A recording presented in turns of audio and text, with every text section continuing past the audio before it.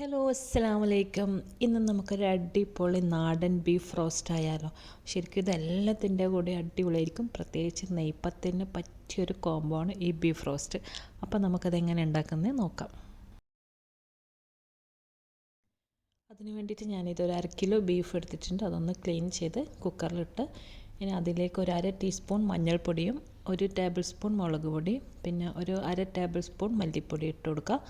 പിന്നെ ഇതൊരു ചെറിയ ഗ്രൈൻഡറിൽ ഒരു കഷ്ണം ഇഞ്ചിയും ഒരു 3-4 വെളുത്തുള്ളി പിന്നെ ഒരു പിടി കറിവേപ്പില പിന്നെ 1 ടീസ്പൂൺ വലിയ ജീരകം ഉണ്ടല്ലോ ഫെന്നൽ സീഡ് അതും പിന്നെ 1 ടീസ്പൂണിൻ്റെ അടുത്ത് കുരുമുളകും അതും ഇട്ടിട്ട് ഇതൊന്ന് ക്രഷ് ചെയ്തെടുക്കാം. ഒന്ന് ചതച്ചെടുത്താൽ മതി.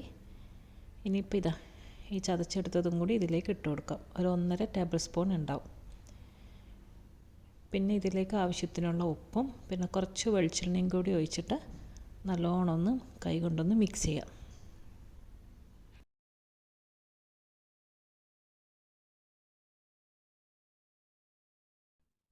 ഇനിയിപ്പോൾ ആ ഗ്രൈൻഡറിൽ തന്നെ കുറച്ച് വെള്ളം ഒഴിച്ചിട്ട് ഒന്ന് മിക്സാക്കിയിട്ട് ഇതിലേക്ക് ഒഴിച്ച് കൊടുക്കുക. എന്നിട്ട് നല്ലോണം ഒന്ന് ഇളക്കി ഈ കുക്കർ അടച്ച് വെച്ചിട്ട് ഈ ബീഫ് ഒന്ന് വേവിച്ചെടുക്കാം.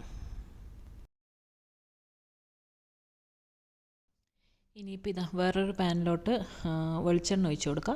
അത് ചൂടാകുമ്പോൾ 1 ടീസ്പൂൺ പെരുംജീരകം ഉണ്ടല്ലോ വലിയ ജീരകം അതൊന്ന് പൊട്ടിക്കുക. പിന്നെ ഒരു ഏലക്കായും പിന്നെ ഒരു കഷ്ണം പട്ട 1 ഗ്രാമ്പു അതും ഇട്ടിട്ടൊന്ന് പൊട്ടിയതിന് ശേഷം ഇഞ്ചിയും വെളുത്തുള്ളി ചെറുതായിട്ട് അരിഞ്ഞതും അതും ഇട്ടിട്ടൊന്ന് മൂപ്പിക്കുക.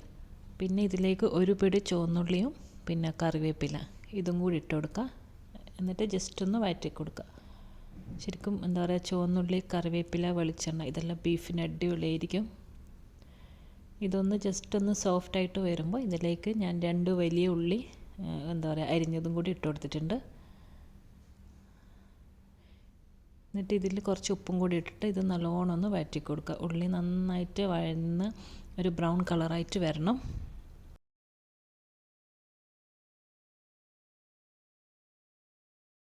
ഇനിയിപ്പോൾ ഇതാ ഉള്ളിയെല്ലാം വാടിയതിന് ശേഷം നമുക്കിതിലോട്ട് 1 ടീസ്പൂൺ മഞ്ഞൾപ്പൊടിയും പിന്നെ ഒരു 1/2 ടീസ്പൂൺ മുളക് പൊടി പിന്നെ 1 ടീസ്പൂൺ മല്ലിപ്പൊടി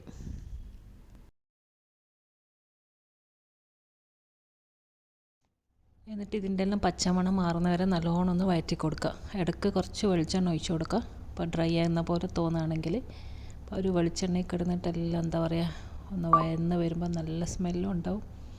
പിന്നെ അതെല്ലാം ഒന്ന് കഴിഞ്ഞാൽ പിന്നെ ഇതാ ഒരു തക്കാളി ഇട്ടിട്ടുണ്ട്. ഒരു ചെറിയ തക്കാളി മതി, വലുതാണെങ്കിൽ ഹാഫ് മതിയാവും. പിന്നെ തക്കാളി ഇട്ടിട്ട് നല്ലോണം ഒന്ന് മൂടി വെക്കുക. തക്കാളി പിന്നെ കുക്കായി വന്നു കഴിഞ്ഞാൽ നമ്മുടെ വേവിച്ച് വെച്ചിട്ടുള്ള ബീഫ് ഉണ്ടല്ലോ അതിട്ട് കൊടുക്കുക. കുക്കറിൽ തന്നെ കുറച്ച് ചൂടുവെള്ളം ഒന്ന് മിക്സ് ആക്കിയിട്ട് അതിലേക്ക് ഒഴിച്ച് കൊടുക്കുക. കുറച്ച് മതി. എന്നിട്ട് എല്ലാം നന്നായിട്ടൊന്ന് ഇളക്കാം. എല്ലാം ഒന്ന് മിക്സ് ആവണം. ഒരു മീഡിയം തീയിൽ വെച്ചിട്ട് എല്ലാം നല്ലോണം ഒന്ന് കുറുകി വരണം.